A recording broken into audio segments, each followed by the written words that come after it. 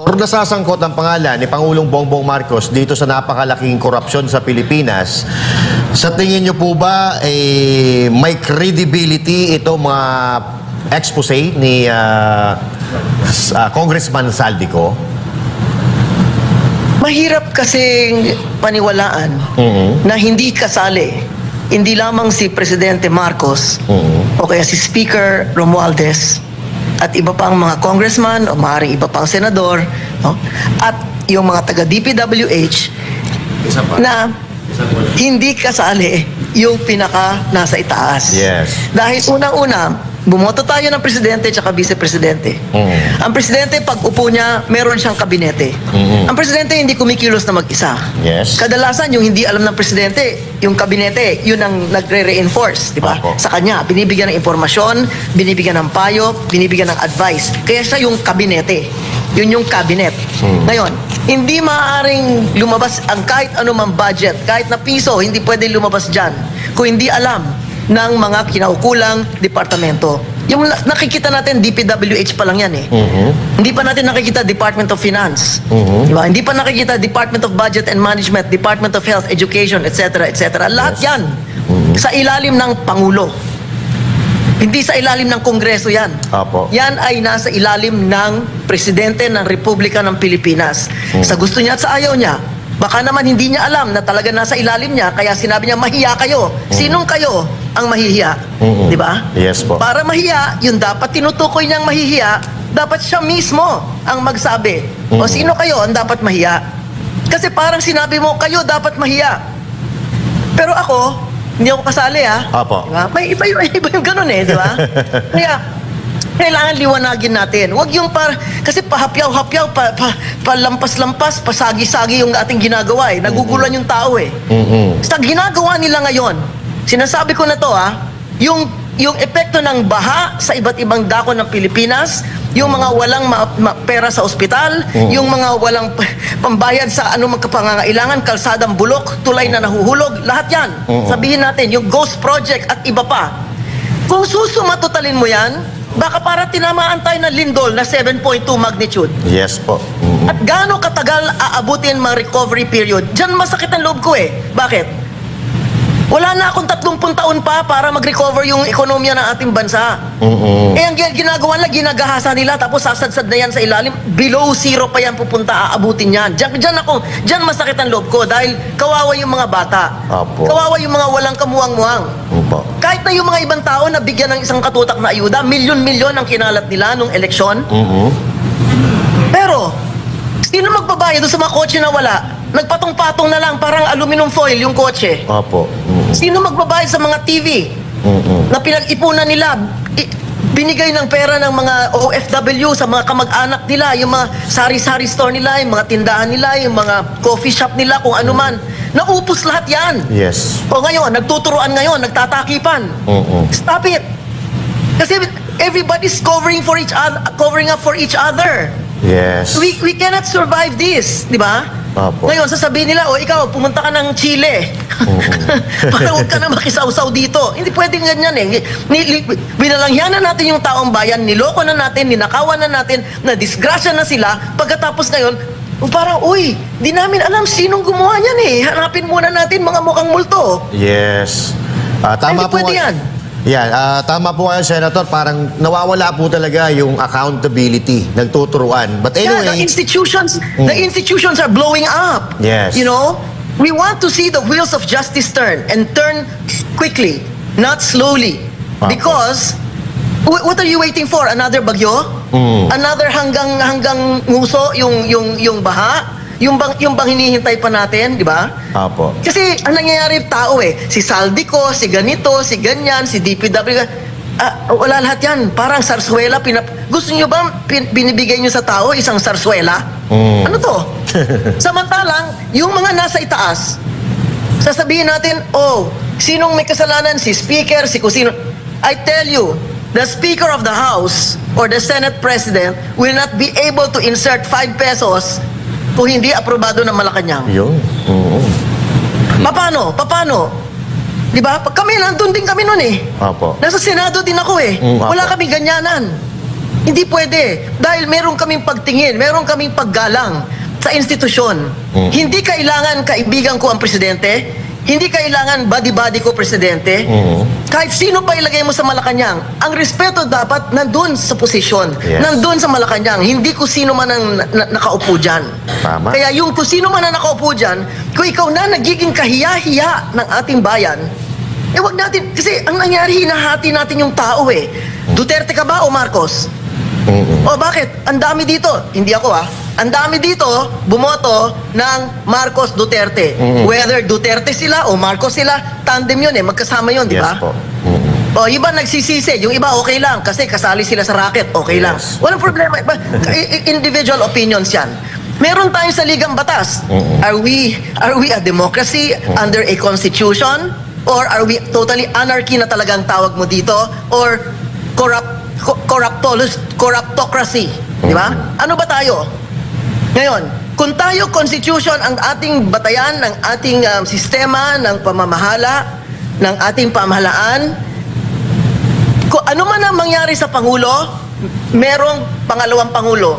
Hindi ginawa yung konstitusyon dahil si Sara Duterte ang vice-presidente. Hindi ginawa yung konstitusyon na yan dahil si Marcos magiging presidente. Hindi Correct. po yan Wala yan Walang pangalan yan, walang anino yan. So, itong ginagawa ng mga taong bayan, at wag natin bibilangin yung lamang nasa Luneta, nasa EDSA, kung saan-saan. Paano yun nasa ospital na nakapila doon, ilang araw na, ilang linggo na, hindi makapasok? Yes. Paano yung mga nasa bahay nila na hindi makabangon para pumunta sa ospital?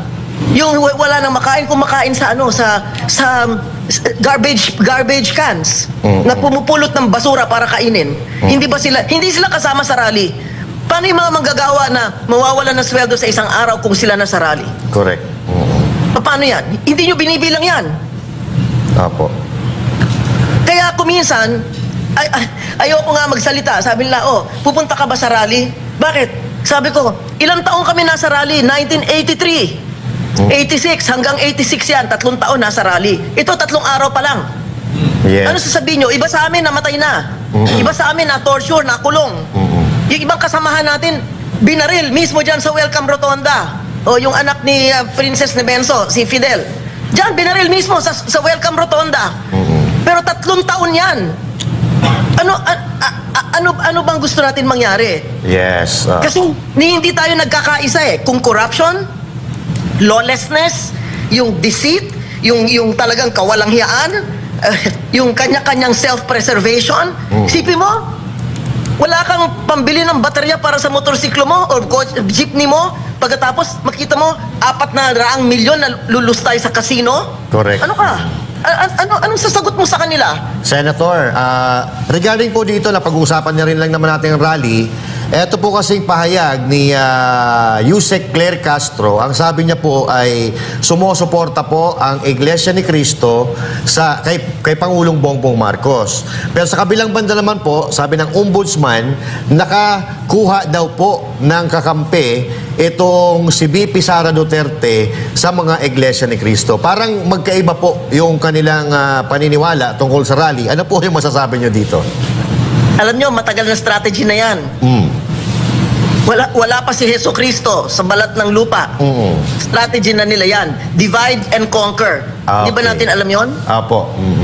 Hatiin mo yung mga tao, magkagulo sila para sila nag-aaway-away. Tayo, lusot tayo. Trilyon-trilyon ang nakaimbak sa atin. Di ba? So, ganyan ba gusto natin mangyari? Kasi nakakahiya na tayo Sa buong mundo, pinagtatawanan tayo. Hindi pa tayo nadala, isang Marcos. Susunod pa, pangalawang Marcos. At inaasahan mo, isa pang susunod na Marcos pa? Di ba? Ito, ayoko sana ganun personalan Dapat hindi ganyan ang usapan. Pero, hindi, parang masyado yung tinatanga yung tao Masyado ginagago yung tao. At doon ako naiinis. Bakit? Pag nagkagulo dito, at nagkawasak-wasak ekonomiya, sabi nila, yung stock market bagsak, yung dollar malapit na magsisenta. Kaya masaya yung mga OFW kasi pagbalik ng pera nila, imbes na 57, magiging 60. Yes. O paano yung nandito? Yung 110 milyong tao na iiwan dito, na ang gasolina ng presyo tataas. Bigas natin inaangkat, tataas din yan pag ang dollar maging 60, 70, 80. Di ba? So, huwag natin baliwalain itong mga pangyayaring to dahil para sa iba nakakatawa kasi mukhang tanga si ganito, si ganyan, sinungaling, si ganito, traidor, si ganito, naglalaglagan. Lahat itong mga bagay na ito, walang epekto yan. Walang epekto yan. Ang tinitingnan ng tao, katarungan ay dapat mabilis ang gulong. Di pwedeng unti-unti. At bakit parang ang hina-hina? Presidente mismo nagsabi, mahiya kayo. Presidente mismo nasabi na mahiya kayo sa korupsyon na ginagawa nyo at mahiya kayo sa dami ng utang na babayaran ng mga anak natin. Senator, si Coach Oli po ito. Ibig sabihin, hindi niya alam yon. Coach, si Coach Oli, Senator, may mga katanungan po Hi, sa inyo. Coach. Senator, sang-ayon po ako doon sa sinabi niyong sumasadsad na tayo eh. Talagang medyo, hindi lang medyo, talagang malala na tayo, no? Meron po akong dalawang katanungan. Dahil kung susundan ko yung sinabi niyo, napapanahon na ba na ipanawagan ang Marcos resign? Pangalawa po, anong take nyo doon sa nagsasabi na wag nating pababain si Bongbong Marcos dahil ang papalit ay si VP Sara? Kasi sabi ko nga sa inyo, no, si VP Sara, siguro ang pinakamahaba naming conversation ay, hello, good afternoon, ma'am. Yun ang pinakamahaba naming conversation. Walang personalan to. Pero sinabi ko kanina, meron tayong saligang batas. Sabihin na lang natin, hindi si VP Sara yung Vice President. Kung aso man yung Vice President, sinabi sa saligang batas, yung Vice President ang kukuha ng posisyon ng Presidente pag siya ay nawala, sa anumang paraan. So wag nating gamitin yung personalan. Kasi sinasabi natin, ikulong ang magnanakaw, ikulong ang mga kasali.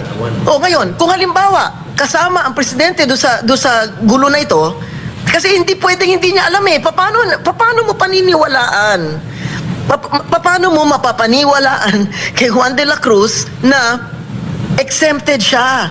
Ang mga bulok ay lahat ng congressman, lahat ng senador, lahat ng DPWH, etc., etc. Yun lang ang bulok, pati BIR sama nyo na dahil yung BIR talagang nagigilit na yung mga lieg ng mga negosyante dyan. Okay? So, sabihin mo, lahat ng tao bulok na. Ang isang hindi bulok, si Marcos lang ang hindi bulok. Dito sa buong bansa na to, siya lang ang hindi bulok. 3 taon tayo nasa ilalim ng pamumuno ni Mr. Marcos. Yung mga bumoto man sa kanya o hindi bumoto sa kanya, Pilipino po tayong lahat. Kung ano man ang ating kinalabasan ngayon, kung ano man ang itsura natin ngayon, sa sarili natin, pagtingin natin sa salamin, at sa buong mundo, kung ano man yan, 3 taon po yan isinagawa. Hindi po ibang tao ang gumawa dyan. Wala tayong proxy president. Wala tayong substitute. Di ba? Isa lang ang binoto natin na presidente, isang vice-presidente. Sila dapat ang mga laga dito sa kapakanan ng taong bayan. Hindi po yan dapat hold upin habang gising na ganyan. Di ba? Kaya mahirap po eh. Mga kaibigan ko rin yung mga yan eh. Hindi ko naman kaaway sila eh. Pero sinasabi ko, anong isasagot mo sa taong bayan pag yan ang inyong pamunuan, di ba? Kaya yung pag-resign, iintayin nyo ba na lahat ang buong kwento maibuo para ipakita kung gano'ng kabulok nangyari mula itaas hanggang ilalim? Kasi yung mga DE na yan, yung mga assistant DE na yan, wala pong magagawa yan kung hindi alam ng Secretary of DPWH at hindi makakagalaw yung Secretary of DPWH na yan. Si Manny Bonoan, walang magagawa yan unless sa taas, aprobado sa taas.